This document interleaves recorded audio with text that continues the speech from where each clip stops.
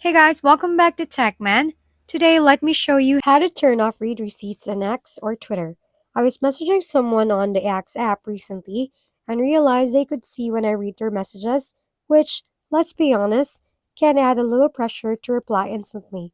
So I decided to turn read receipt off, open the app, tap on the messages icon at the bottom, then hit the gear icon in the top right corner to open message settings. After scrolling a bit, I found the option called Show Read Receipts.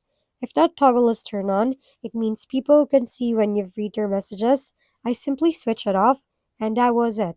Now, when I open messages, the other person won't get that scene indicator. It's a small setting, but it gives you a bit more privacy and control over your conversations. Because sometimes you just want to read a message without committing to an immediate reply. If we've been helpful, kindly give us a thumbs up and don't forget to hit the subscribe and bell button for more contents. For any questions and suggestions, comment down below.